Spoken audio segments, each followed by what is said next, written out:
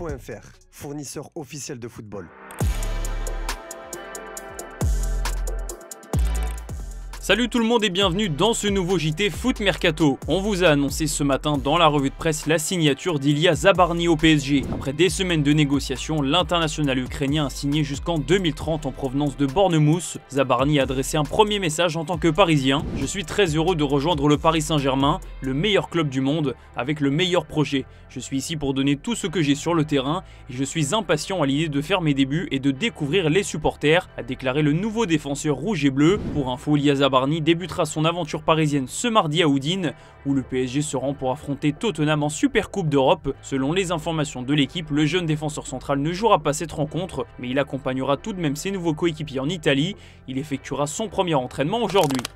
Gianluigi Donnarumma en revanche ne fera pas partie du groupe parisien à Udine. Le gardien italien n'a pas prolongé au PSG et avec l'arrivée de Lucas Chevalier, le club de la capitale a décidé de le mettre à l'écart du groupe. Le but du PSG est de le vendre, mais il faudra mettre le prix, ce que Chelsea ne fera pas. Selon les informations du journaliste Fabrizio Romano, le club londonien ne considère pas le gardien italien comme une priorité car il est satisfait de ses trois gardiens actuels. Les Blues comptent sur Gabriel Slonina, Philippe Jorgensen et Robert Sanchez pour la saison à venir et donc ils ne chercherait pas à recruter Gianluigi Donnarumma pour le moment. Pas d'inquiétude pour le PSG qui a quand même des courtisans pour Donnarumma. Selon les infos de RMC Sport, Manchester City aurait coché le nom du gardien italien en cas de départ d'Ederson. Malgré l'arrivée de James Trafford, les Sky Blues veulent se renforcer à ce poste et pour faire venir le champion d'Europe parisien, Manchester City ne devrait pas avoir besoin de casser sa tirelire. Sky Italia nous apprend ce mardi que le PSG pourrait laisser filer son gardien pour une somme comprise entre 20 et 30 millions d'euros, un montant raisonnable pour celui qui est considéré comme le meilleur du monde à son poste. En revanche, Fabrizio Romano de son côté évoque un montant de 50 millions d'euros,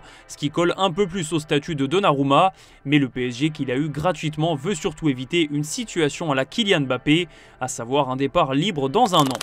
Au Bayern Munich, on prépare l'après Kingsley Coman. L'international français va s'engager avec Al Nasser, donc même si Luis Diaz est arrivé il y a quelques semaines, le club bavarois veut remplacer numériquement Coman et Malik Fofana est de nouveau dans le viseur selon Sky Sport. L'international belge est perçu comme un profil capable de remplacer Kingsley Coman sur l'aile. Son explosivité, sa capacité à créer des décalages et sa polyvalence offensive en font une option séduisante pour les dirigeants bavarois. Pour rappel, l'Olympique lyonnais réclame au moins 40 millions d'euros pour céder sa pépite.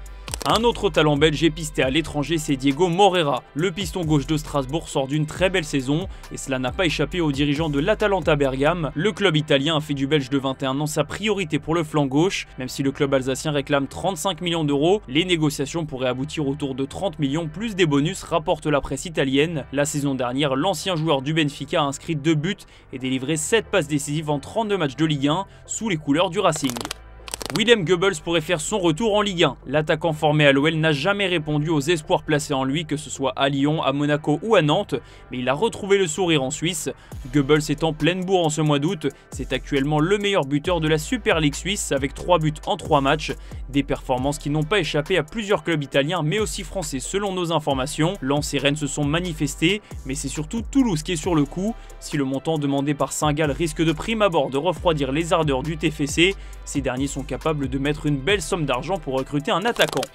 L'OGC Nice aussi veut se renforcer. Les Aiglons affrontent le Benfica Lisbonne ce soir pour le match retour du 3e tour préliminaire de la Ligue des Champions et le match aller a suffi pour illustrer les carences de Nice, notamment en attaque. Ce mardi, la Gazzetta dello Sport révèle que Nice est très intéressé par Mehdi Taremi, le joueur de l'Inter Milan. Ses agents ainsi que divers intermédiaires lui cherchent une porte de sortie en Europe où il veut rester. Il a donc refusé une proposition de Flamengo au Brésil. Le média italien indique que la Turquie et l'Angleterre sont des points de chute possibles. En première ligue, destination qui semble avoir ses faveurs.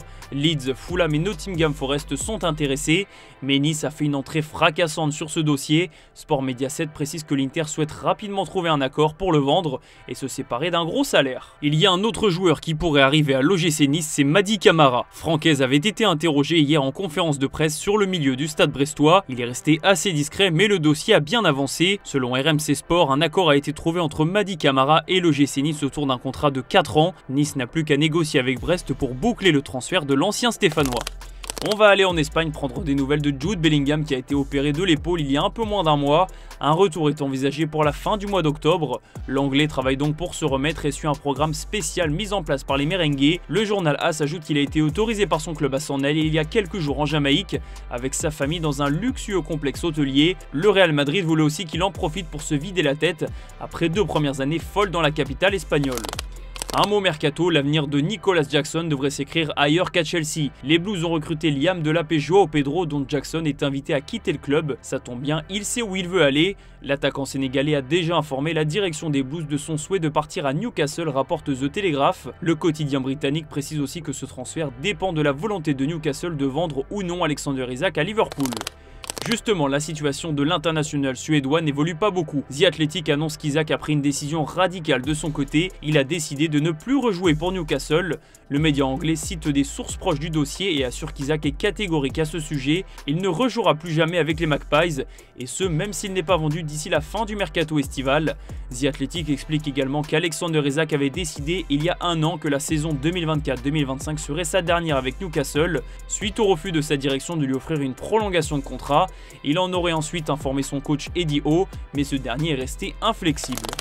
Autre attaquant, autre contexte difficile. Alvaro Morata quitte déjà Galatasaray et il a fait ses adieux au club turc sur Instagram, mais sans épargner la direction avec laquelle il est en conflit. Chers fans de Gala et peuple turc, je tiens à vous remercier sincèrement pour l'affection, la chaleur et le soutien que vous m'avez témoigné. Malheureusement, je ne peux pas en dire autant de mon expérience avec le club. Il y a eu des moments où la parole donnée et le respect des valeurs fondamentales n'ont pas été respectés. Jusqu'à la toute fin, les engagements pris n'ont pas été honorés, au point que je n'ai pas eu d'autre choix que de renoncer à une partie de mon salaire et à d'autres droits contractuels que j'avais déjà acquis grâce à mon travail. Pendant ce temps, Jadon Sancho, lui, ne trouve pas de club. Manchester United veut se séparer de l'international anglais, mais à chaque négociation avec un club, son salaire XXL pose problème. L'AS Roma a récemment relancé les discussions avec les Red Devils pour s'informer sur les conditions du transfert. Cependant, toutes les propositions reçues jusqu'à présent, y compris celles de Beşiktaş, ont été rejetées, le joueur ayant clairement exprimé son désir de rejoindre la Juventus. Un accord de 17 millions d'euros semblait proche entre les Bianconeri et Manchester United, Sancho étant prêt à baisser son salaire, mais les négociations entre les clubs sont aujourd'hui au point mort. Au niveau des officiels du jour, il y a un départ à Marseille. Gaël Lafont quitte l'OM pour le Genoa, a annoncé le club olympien. Il est notamment entré en jeu lors de la qualification face à Benfica en Ligue Europa, sous les ordres de Jean-Louis Gasset. Il faisait aussi partie de la génération qui a remporté la Coupe Gambardella contre Nancy en 2024. Il avait d'ailleurs marqué en finale. L'Olympique de Marseille ne va pas toucher d'indemnité pour cette transaction, mais l'OM a négocié un pourcentage à la revente. On conclut comme toujours le JT avec l'image du jour. Luis Diaz s'est parfaitement intégré dans le vestiaire du Bayern Munich mais aussi sur le terrain. Il est tellement à l'aise qu'il a décidé d'enfiler les gants de Manuel Neuer. Pas sûr pour autant qu'il change de poste à long terme. Je vous laisse sur ces images, merci d'avoir suivi ce JT les amis et on se dit à demain sur Foot Mercato.